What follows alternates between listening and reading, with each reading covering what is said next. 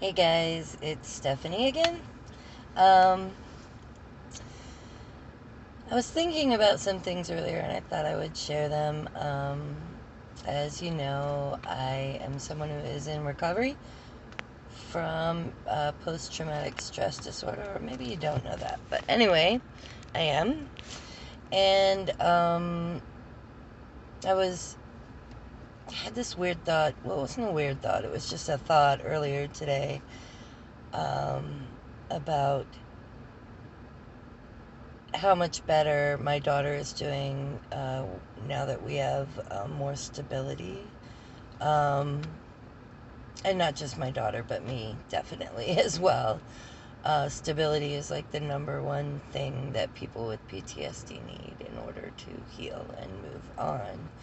It's also, I think, probably one of the most elusive things that someone who suffers from PTSD can try to seek.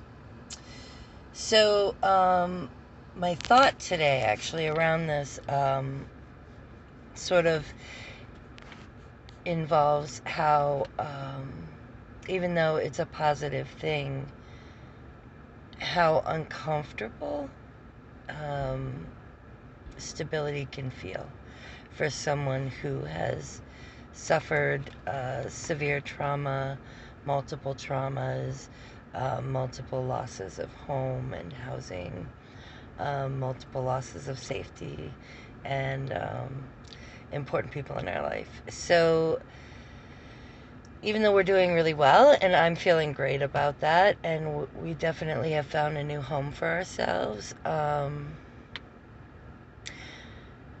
part of the PTSD for me is struggling with this sense of discomfort that comes with uh, being in a stable situation, feeling like something is going to go wrong. It's the hypervigilance, at least in my case for this, or it's part of it anyway.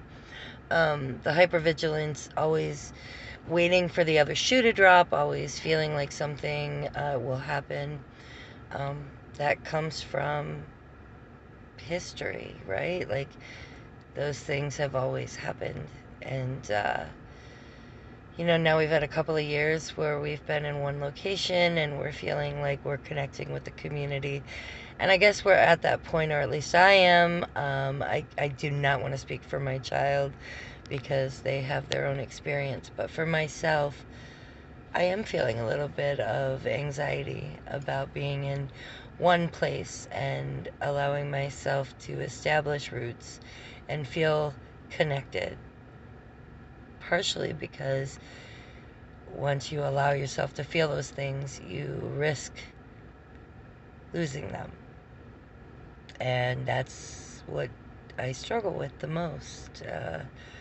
Abandonment, fear of loss of those connections primarily. So I just wanted to comment on that for my friends out there who also suffer.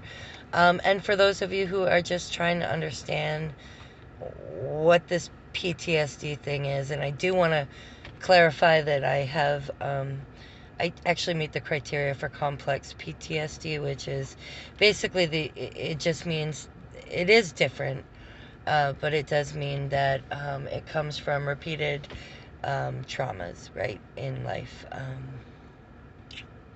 And I'm going to talk about those a little bit at a time as we go. But anyway, thanks for tuning in and listening and letting me share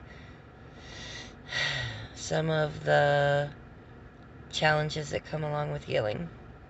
Thanks.